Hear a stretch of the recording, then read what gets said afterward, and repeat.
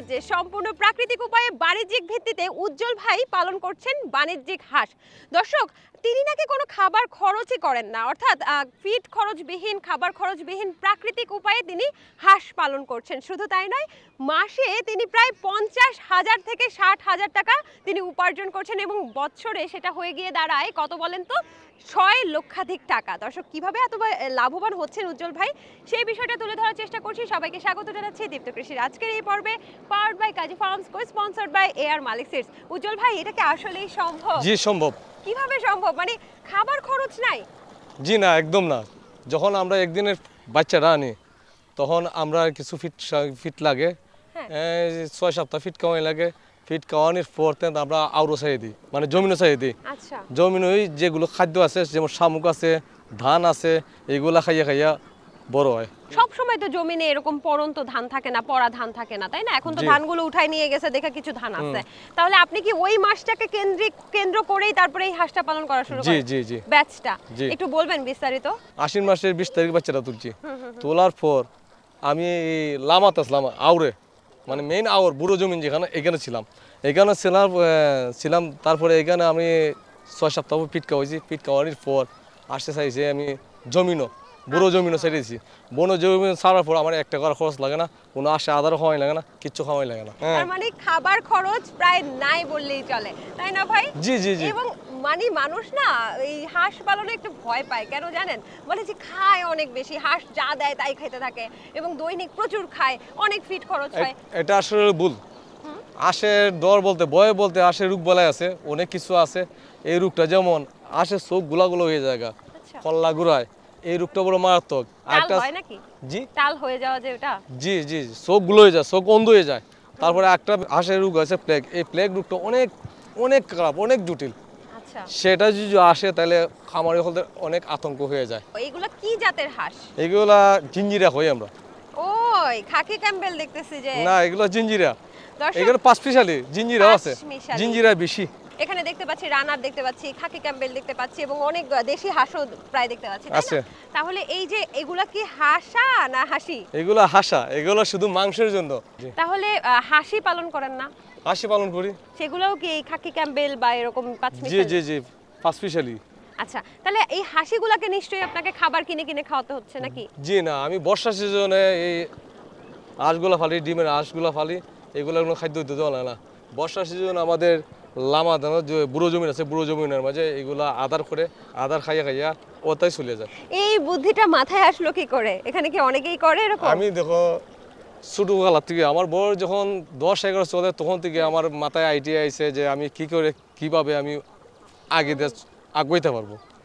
এটা চিন্তা করতে করতে যখন দেখলাম বাড়ির 10টা-12টা হাঁস পালে, যে হাঁসে ডিম পারে, 10টার মাঝে 8টা ডিম পারে, আমি এগুলা হিসাব করছি।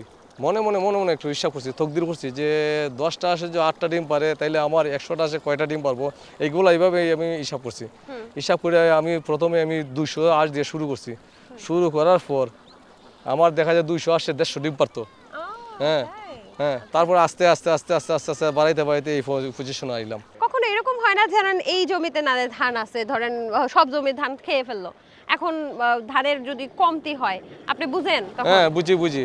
আমি তখন থেকে বাজার থেকে এই যে ধানের গুদাম আছে, ধানের গুদাম থেকে ধানগুলা কিনে নিতে খাওয়ানি লাগে, আদার করানি লাগে। আর এগুলো মনে হচ্ছে অনেক সুস্থ না? জি, সুস্থ। খামারে পালন করা থেকে এগুলো কিন্তু ছটফট করছে, ঘুরে বেড়াচ্ছে, সুস্থ লাগছে। জি, অনেক সুন্দর। আচ্ছা, এখানে শামুক টামুক কি আপনারা ফেলেন নাকি নিজেরাই এই যে শামুক জি যেগুলো না, থাকে? শামুক প্রাকৃতিকভাবে জন্ম লয়। আমারা আমাদেরকে বলে যে বাহির থেকে শামুক কিনে নিয়ে আসে, ঝিনুক কিনে নিয়ে আসে। আপনার শামুকও কিনতে হয় না? না, কিছু কিনতে হয় না। সর্বনাশ, আপনি নাকি মাসে 50 থেকে 60,000 টাকা ইনকাম করেন? জি জি, এর মাঝে খামলাও আছে, আমাদের খামলা আছে, 2জন খামলা আছে। তারার বেতন দেয় মাসে 15,000 করে, 2জনে 30,000 টাকা। তারপরে খানির মাঝে যায় আমার খাদ্য খাওয়ানোর মাঝে যায় আপনার 10,000 করে যায়, 2জনে 10,000, 5,000 5,000। তো আমার খামলা খরচ আছে মাসে আমার 40,000 টাকা। তারা পিছনে 40,000 টাকা খরচা করে মাসে আমার 50,000 টাকা থাকে। ডিমের ক্ষেত্রে কি একটু দাম মানে ভালো লাভ হন? না, সেরকমই আমি মনে করি একই। ডিমের ক্ষেত্রে খরচটা যদি ডিমের ক্ষেত্রে খরচটা বলতে যে এখন তো এই বুড়ো যে জমিনগুলো আছে এইগুলো রোয়া ইউবা, তখন আপনার এই ফিট খাওয়াই লাগবো, ধান খাওয়াই লাগবো, বাড়তি মানে দোকানের যে খাদ্যটা আছে এই খাদ্যটা কিনে খাওয়াইয়া তারপরে ডিম পাড়াই লাগবো, খরচ অনেক বেশি। ডিম পাড়া হাঁস কোন মাস থেকে কোন মাস পর্যন্ত পালবো? আর যেই হাঁসগুলো হচ্ছে হাসা মাংসের জন্য, সেগুলো কোন মাস থেকে কোন মাস? মাংসের জন্য হাঁসা পালি আমি শীতের মৌসুমে, মাংসের চাহিদা অনেক বেশি থাকে, শীতের সিজনেও এই হাঁসের মাংসটা বেশি খায় বেশি। আর হাসি? হাঁসি আমি পালি আপনার বৈশাখ মাস থেকে আপনার ভদ্র মাস থেকে বা ভাদ্র মাস পর্যন্ত। ওই ডিম কালেকশন করে কতদিন পরে ডিম দেয়? ডিম দেওয়া শুরু করে কতদিন পর? যখন ফুটায় তখন 3.5 মাস থেকে 4 মাস হলো আমার সে ডিম পাড়া শুরু করে। আচ্ছা, হ্যাঁ, তারপর ভাদ্র মাস পর্যন্ত ডিম পাই, মানে কম বেশি পাই। তারপরে একবার ডিম নিয়েই তারপরে বেচে দেন? বেচে দিই, ভাদ্র মাসে বেচে দিই। আর এদেরকে কতদিন পর্যন্ত পালবেন?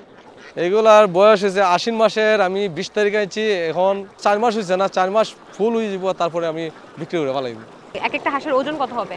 এখন প্রায় 1 কেজি 300-400 হইবে। যখন বিক্রি করবেন তখন? তখন 1 কেজি 600-700 হইবে। আচ্ছা, কেমন দাম পাবেন এক একটা হাঁসে? একটা আছে প্রায় 550 থেকে 600 টাকা। এখন হাঁস কি পরিমাণ আছে? 1570 টাকা আছে। 1570টা হাঁস যদি 600 টাকা বা 500 টাকায় সেল করেন, জি কি পরিমাণ আয় হতে পারে? মানে আপনি কত 3 মাস যাবত করতেছেন না? জি, ব্যাচটা 4 কি মাস 3 রানিং। জি 4 মাস যে পালবেন হাঁসাগুলা, জি। তাহলে যদি 600 টাকা বা 500 টাকা দিয়ে বেচেন, জি। 4 মাস পরে কত টাকা পাইবেন? প্রায় 4 লাখ টাকা হইম। 4 লক্ষ জি টাকা? জি। মাশাআল্লাহ, আমি তো বছরে আপনাকে বললাম যে 6 লক্ষ টাকা, তাহলে তো আপনি বছরে আরো বেশি টাকা ইনকাম করেন। না না, শুধু এটা হাঁসের মাংসের দিকে। ও আচ্ছা আচ্ছা, মাংস থেকে। মাংস থেকে। দিনের বেলা কখন এই হাঁসাগুলোকে ছাড়েন আপনি? সকাল 6টার সময়। আর নিয়ে যান কখন? বিকেল 5টার সময়। ওদের খামার কই? ওদেরকে আমার এখান থেকে 1 কিলোমিটার দূর। 1 কিলোমিটার? জি, হাঁটে কিভাবে যায়? এই আমি পিছে পিছে, তারা আগে আগে যাইবে। বাহ, চমৎকার চমৎকার। তবে একটু জানতে চাচ্ছি যে বিভিন্ন জমিতে যে ছেড়ে দেন, জমিতে তো অনেক সময় বিষ থাকে, জি, জি, অনেক জি। সময় পেস্টিসাইড দেয়া থাকে, ওগুলা খেলে পরে এগুলো অসুস্থ হয়ে যায় কিনা? জি জি, এগুলার মেডিসিন আমরা রাখি একমাত্র তেঁতুল। তেঁতুল? জি, তেঁতুল রে পানির মধ্যে মিশাইয়া, তারপরে আমরা সিরিজ আছে না, ইঞ্জেকশনের সিরিজ, ওই সিরিজ দেয়া ওটার মুখের ভিতর ঢুকাইয়া তারপরে ঢুকাই দিই, ভিতরে ঢুকাই দিই, তখন এটা সুস্থ হয়ে যায়। বিষাক্ত কোনো জিনিস খেলে সুস্থ হয়ে যায়। বিষ খেয়েছে এটা বুঝেন কিভাবে? বিষ খেয়েছে আজ বোঝা যায়, মানে তোর যে গলাটা আছে না, হ্যাঁ। মাথার উপর মুখা শক্ত করে ঠানায়া, মানে লম্বা করে ফুটে থাকবে, হাঁটুটু কাঁপবে, কাফন ধরবে। বুঝেন যে বিষ হ্যাঁ, খেয়েছে। এটা বিষ খাইছে। জি আচ্ছা ভাই, আমরা তো এই পাশের হাঁসগুলো দেখলাম, আমি জানি ওই পাশেও আপনার অনেক হাঁস আছে। জি, জি, জি। ওগুলাকে দেখাবেন না? জি, ইনশাআল্লাহ। তাহলে চলেন চলেন আমরা যাই।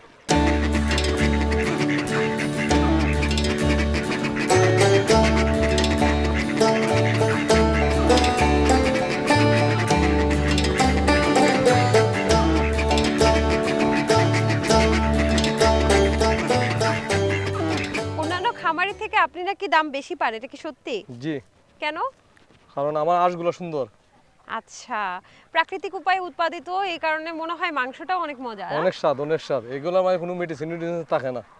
আচ্ছা দর্শক, আমরা কিন্তু ক্যামেরার ওপারে দুটো হাঁস ধরেছি, ভাইয়াই ধরেছে, তো আপনাদেরকে একটু দেখাই। ভাইয়া দাবি করেছে যে ভাইয়ার হাঁস সুন্দর।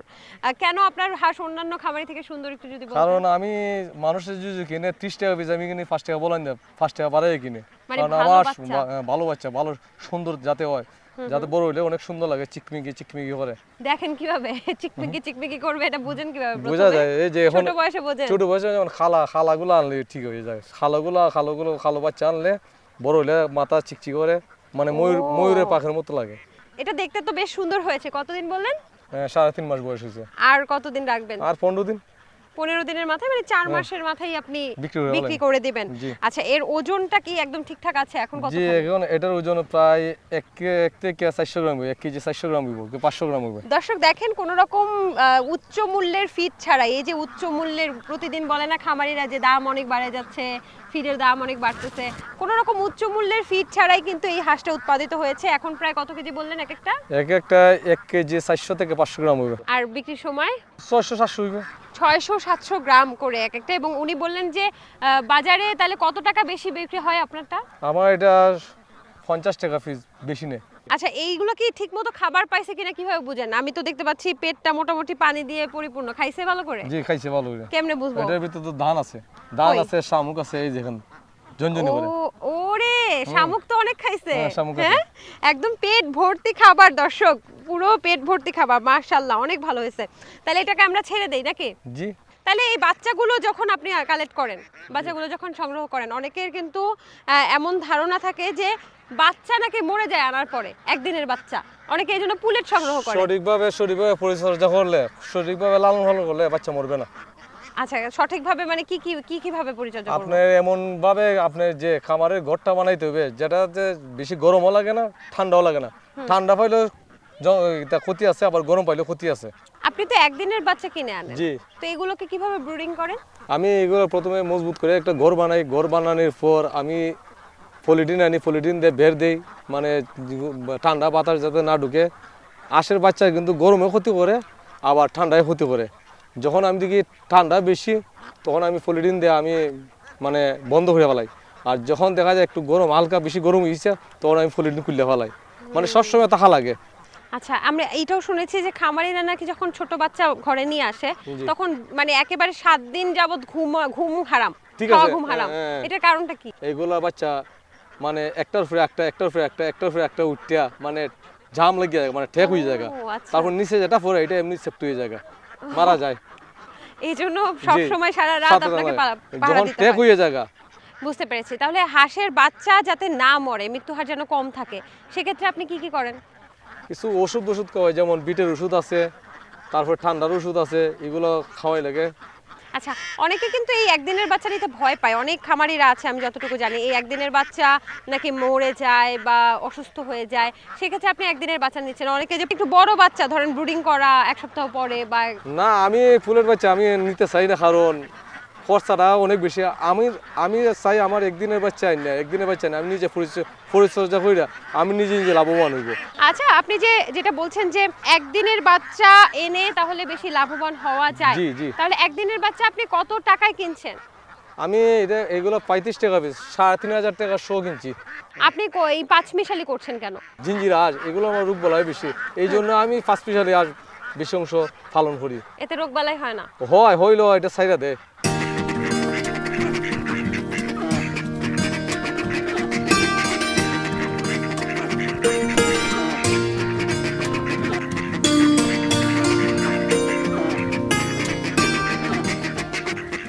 কি রোগ বালাই হয় আমাকে যদি একটু বলতেন।